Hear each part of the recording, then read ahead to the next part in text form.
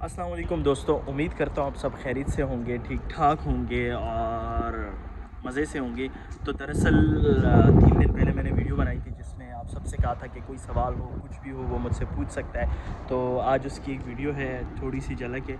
But basically ये video 2 part में होगी। बहुत सारे लोग जो है एस्तोनिया आना चाहते हैं, वो एस्तोनिया बहुत सारे लोग जो है स्टडी पर्पज़ पे आना चाहते हैं, बहुत सारे लोग जॉब पर्पज़ पे आना चाहते हैं। तो सबसे पहले आज की जो वीडियो होगी, it would be basically like 100% based on कि आप यूनिवर्सिटीज़ कैसे सेलेक्ट कर सकते हैं और स्टडी बेस पे आप वीज़ा मतलब स्टडी बेस पे आप किस तरह आ सकते हैं और कौन कौन सी यूनिवर्सिटीज़ का ऑप्शन है और एस्तोनिया स्टडीज़ के हवाले से कितना बेहतर है। तो आज की वीडियो उसके बारे में होगी। तो बस हम स्टार्ट करते हैं और वीडियो में बताते हैं। तो बेसिकली एस्तोनिया जो बेसिकली लोकेटेड है वो बाल्टिक कंट्रीज़ में आता है। बाल्टिक कंट्रीज़ इनकी वो होती है जो कि यूजुअली जैसे मैं अगर रॉन्ग ना हूँ तो सीज़ साइड पे जितनी होती है तो उसमें जो है फ़िनलैंड आ जाता है, उसमें एस्तोनिया आ जाता है और बहुत सारी कंट्रीज़ हैं जो बाल्टिक स्टेट्स में आती है। तो एस्तोनिया और हमेशा सर्द रहने वाला कंट्री है, लाइक उसमें हमेशा सर्दी साल के पूरे तकरीबन आप कह लें कि 9 महीने 10 महीने जो है ठंडक रहती है और गर्मी में भी आपको ठंड फ़ील हो रही थी, बहुत कम जो है ठंड होती है। तो बेसिकली ये है एस्तोनिया। और एस्तोनिया एक छोटा सा मुल्क है जहाँ की टोटल आबादी 1 मिलियन लोगों की है, तो वो छोटा सा मुल्क है। अब यूनिवर्सिटीज़ की बात करें तो यहाँ 2 टाइप की यूनिवर्सिटीज़ हैं, एक पब्लिक सेक्टर है, एक गवर्नमेंट सेक्टर है। तो अगर आप पब्लिक सेक्टर में अप्लाई करते हैं तो उसमें वीज़ा चांसेस होते हैं, बट लाइक कहीं ना कहीं आपको डर होता है कि रिजेक्शन के चांसेस भी होते हैं। बट अगर आप गवर्नमेंट यूनिवर्सिटी जो इनकी अपनी मतलब वो उनकी फ़ीसेस होती है, बट वो एक गवर्नमेंट बेस्ड यूनिवर्सिटीज़ होती हैं, उसमें आप अप्लाई कर सकते हैं। अब उनमें जो है कौन सी यूनिवर्सिटीज़ आती हैं, पहले तो जो है एस्तोनिया के 2 शहर ऐसे हैं, 2-3 शहर ऐसे हैं जहाँ यूनिवर्सिटीज़ मौजूद हैं। एक है तालिन, एक है पार्नो और एक है तारतू। तालिन और तारतू बहुत ज़्यादा बड़े पैमाने पे जो है फैला हुआ है और पार्नो में एक ही यूनिवर्सिटी है।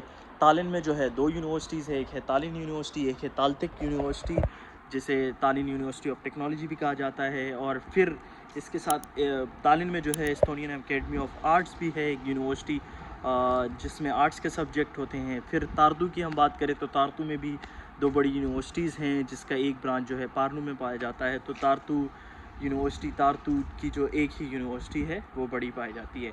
अब इन सब की इन्फॉर्मेशन आप ले कहाँ सकते हैं, बहुत आसान है, बहुत आसान है अगर आप थोड़ा-सा अपनी कोशिश करें। और सबसे पहले ये सवाल क्लियर करता जाऊँ कि एस्तोनिया आने के लिए जितने भी लोग आज तक आए, कभी किसी ने किसी एजेंट या किसी कंसल्टेंट की हेल्प नहीं ली।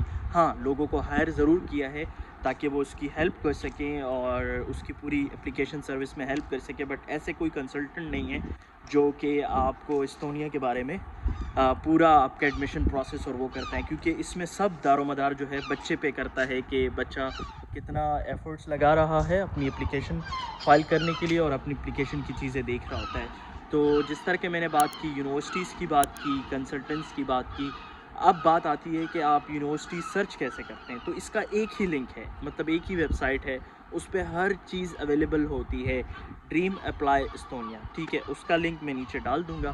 जब आप उस वेबसाइट पे जाते हैं तो आप अपना डेज़िग्नेटेड कोर्स सेलेक्ट कर सकते हैं। फिर जो कोर्सेज़ जिस यूनिवर्सिटीज़ में ऑफ़र होते हैं वो नीचे आपको आ जाते हैं। अगर आप कोर्स सेलेक्ट मेरी सजेशन ये होगी कि कोर्स सेलेक्ट ना करें, क्योंकि टोटल जो कोर्सेज़ आपको मिलेंगे वो 30 टू 35 कोर्सेज़ होंगे, जिसमें आप अपनी डिग्री के कहीं ना कहीं करीब रिलेटेड कोर्स सर्च कर सकेंगे। ठीक है, ये बात हो गई ड्रीम अप्लाई एस्तोनिया की। ठीक है, जब आप ड्रीम अप्लाई एस्तोनिया पे वेबसाइट पे चले जाते हैं, उस पे आपको क्राइटेरिया दिख जाता है और क्या क्या क्राइटेरिया होता है, किस एडमिशन के लिए क्या है, क्या चीज़ें नहीं हैं, तो वो उसमें आपको ईज़िली दिख जाएंगी। वो वेबसाइट आप स्क्रीन पे थोड़ी सी उसके स्क्रीनशॉट देख रहे होंगे कि किस तरह उन पे जो है कोर्सेज़ आ रहे होते हैं।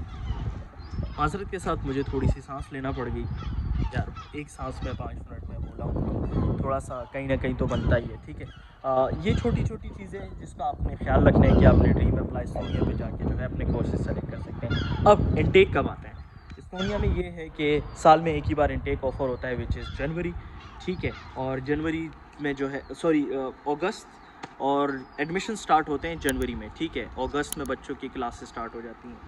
तो जब जनवरी में इनटेक स्टार्ट होता है, उसके बाद जो है आपका एडमिशन प्रोसेस चलता है। तकरीबन ये 4 से 5 महीने का पूरा प्रोसेस होता है। बड़े पेशेंस से जो है आपने इसको जो है फोकस करके देखना है सारी एप्लीकेशंस को, चीज़ों को, ठीक है।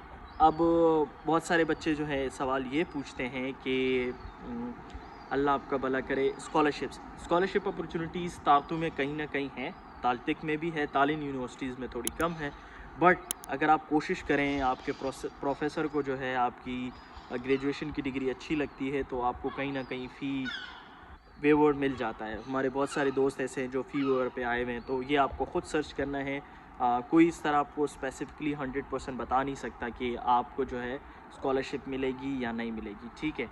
उसके बाद जो है आइल्स, GRE, ये सारी चीज़ें, इसके बारे में सवाल था कि आइल्स चाहिए नहीं। आइल्स आपको चाहिए। जब आप प्रोग्राम के क्राइटेरिया में जाते हैं तो आपको पता चलता है कि आइल्स कहाँ ज़रूरी है, कहाँ GRE चाहिए। ताल्तिक यूनिवर्सिटी वाले कुछ कोर्सेज़ में GRE मांगते हैं, तालिन यूनिवर्सिटी वाले जो है आपसे जो है आइल्स मांगते हैं। फिर हम अगर तारतू की तरफ जाएं तो तारतू वाले जो है डिफरेंट रिक्वायरमेंट्स होती हैं, बट ये बहुत आसान रिक्वायरमेंट है। अगर आप ख़ुद सारी चीज़ें देखें, आपको समझ नहीं आता तो बहुत सारे पाकिस्तानीज़ एक ग्रुप बना हुआ है, उसमें मैंने वीडियो अपलोड की थी, उन्होंने अप्रूव नहीं किया। आई डोंट नो व्हाट, पता नहीं, पोस्ट अप्रूव नहीं किया। आई ट्राई कि मैं ये वीडियो वहाँ अपलोड करूँ और लिंक डालूँ और वो मेरी पोस्ट अप्रूव कर लें। पता नहीं क्या चल रहा है, बट इट्स ओके, फ़ाइन। मेरे अपने लोग जो हैं यहाँ देख लेते हैं। तो ये थी उस चीज़ों के हवाले से। उसके बाद जो है बहुत सारे लोगों का सवाल ये था कि क्या हम यूनिवर्सिटी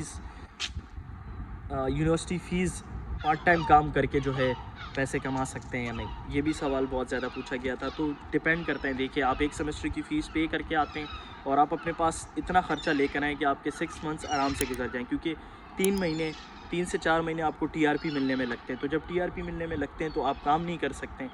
तो जब आप काम नहीं कर सकते तो आपको थोड़ी प्रॉब्लम होती है स्टार्ट के फर्स्ट सेमेस्टर में। बट अगर आप अपने 6 महीने का प्लान बना के लाते हैं कि मेरे पास जो है इतने एक्सपेंसेस पड़े हुए हैं और मैं जो है 6 महीने गुजार सकता हूँ एक्सपेंसेस के हवाले से, क्योंकि आपने सेमेस्टर फ़ीस दे दी है। आपका ग्रोसरी का ख़र्चा ज़्यादा से ज़्यादा 150 यूरो होगा। आपका रेंट 250, मैं मैक्स बोल रहा हूँ, ये मैक्स बहुत ज़्यादा है, कम का भी है। मैं 160 में डॉम में रह रहा हूँ, तो आप 250 मैक्स लगा लें तो आपके पास तकरीबन 350 यूरो आपके पास होने चाहिए हर मंथ के हिसाब से। तो आप 6 महीने का हिसाब लगाएं तो इतना ख़र्चा आपके पास होना चाहिए जब आप एस्तोनिया आ रहे हैं। आपका नसीब है, आपको 1 महीने में भी जॉब मिल सकती है, ठीक है। आपका नसीब है, आपको 6 महीने बाद भी जॉब नहीं मिलती। बहुत सारे लोग जॉब ले लेते हैं और वो अपनी फ़ीसेस, खाने का ख़र्चा और डॉम का ख़र्चा निकाल लेते हैं, तो वो उनके लिए थोड़ा सा आसान रह जाता है, ठीक है। तो मैं ये बात कर रहा था कि ख़र्चा अपना पूरा कर सकते हैं या नहीं। इसके बाद दूसरा सवाल जो आता है वो ये आता है कि टोटल एक्सपेंस कितना रहता है आपकी सेमेस्टर फ़ीस के लेकर और एंड तक। तो ये देखें, डिपेंड करता है। मेरे कोर्स फ़ीस थी 2200 यूरो। मेरा टोटल ट्रैवल एक्सपेंस रहा 1500 यूरो। तो आप 4000 यूरो तक अपने जहन में रखें कि इतना आपका ख़र्चा होगा एस्तोनिया आने तक का, जिसमें एक सेमेस्टर की फ़ीस भी हो जाती है और बाकी ख़र्चे भी हो जाते हैं। अब सवाल आता है वीज़ा अप्लाई क्या करें, क्योंकि एम्बेसी तो पाकिस्तान में है नहीं। तो वीज़ा अप्लाई करने के लिए आपको जाना पड़ता है या तो टर्की, इजिप्ट, अबू धाबी। लोग ज़्यादा प्रेफर करते हैं टर्की को, क्योंकि टर्की आसान रहता है और वहाँ की एम्बेसी भी थोड़े अच्छे लोगों के फीडबैक हैं। मैं नहीं कुछ कहूँगा क्योंकि मैं ख़ुद इजिप्ट गया था वीज़ा अप्लाई करने। मुझे इजिप्ट का शौक़ था। इजिप्ट बहुत कम लोग जाते हैं, तो वहाँ की एम्बेसी और ज़्यादा अच्छी है, वो और ज़्यादा सवाल नहीं पूछते। वहाँ रिजेक्शन रेट बहुत कम है अगर आपके डॉक्यूमेंट्स पूरे हैं, ठीक है। उसके बाद सवाल ये आता है कि वीज़ा एक्सेप्टेंस रेशो कितनी है। देखें, वीज़ा एक्सेप्टेंस रेशो आपका तभी 95% हो जाता है जब आपका एडमिशन हो जाता है। अगर आपका एडमिशन हो जाता है तो समझो 95% आपका वीज़ा डन है, ठीक है। तो all depends on your admission, क्योंकि यहाँ इमिग्रेशन इतनी ज़्यादा वो नहीं देखती एम्बेसी जब तक आपका एडमिशन ना हो। अगर आपका एडमिशन हो जाता है ईज़िली, तो फिर आपका 95% समझे आपका वीज़ा लग गया। बहुत कम लोग ऐसे हैं जिनका वीज़ा रिजेक्ट होता है एडमिशन होने के बाद, ठीक है। तो बस दरअसल ये बातें हैं। अगर आप ये पूरी वीडियो देख लेंगे आराम से तो आपको अंदाज़ा हो जाएगा कि एस्तोनिया प्रोसेस इतना मुश्किल नहीं है। फिर भी I will be making like detail उस होपफुली आई ट्राई कि इसमें आपको सारी चीज़ें समझ आ गई होंगी। फिर भी आपको समझ ना आए तो आप इस वीडियो के नीचे मुझे कमेंट कर सकते हैं, मुझसे पूछ सकते हैं, and I would love to help. जितना मुझसे हो सके, जितना मेरी इस्तिताअत है मदद करने की, तो मैं ज़रूर करूँगा इंशाल्लाह। और बस आप सबकी दुआओं का तलबगार हूँ, हम भी कोशिशों में लगे हुए हैं और सबकी जितनी हेल्प हो सकेगी मैं ज़रूर हेल्प करूँगा। और अपनी कोशिश रहेगी, बस एस्टोनिया आसान है आना, बहुत आसान है। और ये चीज़ें, बस एक सवाल और था कि एस्टोनिया कि मैं अगर स्टडी वीज़ा पे आता हूँ तो क्या मैं फैमिली के साथ ला सकता हूँ या नहीं। तो बेसिकली जब तक आप, अभी इन्होंने लॉज चेंज किए हैं, जब आप स्टूडेंट होते हैं तो आप अपनी साथ जो है अपनी फैमिली नहीं ला सकते हैं जब तक आप स्टूडेंट होते हैं। जब आप स्टूडेंट ख़त्म होते हैं, आपका टीआरपी चेंज होता है, वर्क टीआरपी पे आते हैं, तो फिर आप अपनी फैमिली को बुला सकते हैं। पीएचडी वाले बुला सकते हैं अपने साथ फैमिली, बस मास्टर्स वालों के लिए जितना मेरे इल्म में है कि आप अपनी फैमिली को नहीं ला सकते, थोड़ा मुश्किल हो जाता है।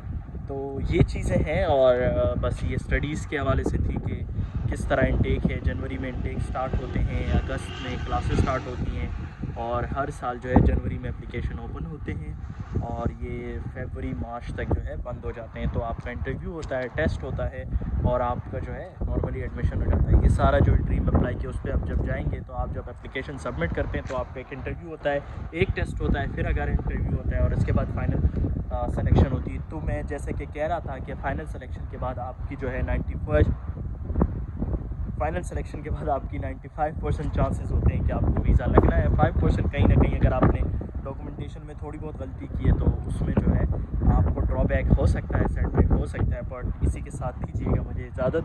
फिर भी कोई सवाल हो मुझसे ज़रूर पूछें। इंशाल्लाह अगली वीडियो वर्क के रिलेटेड होगी कि आप जॉब्स कैसे ढूंढ सकते हैं, क्या चीज़ें हो सकती हैं। तो थैंक यू सो मच, मुलाकात करते हैं अगली वीडियो में।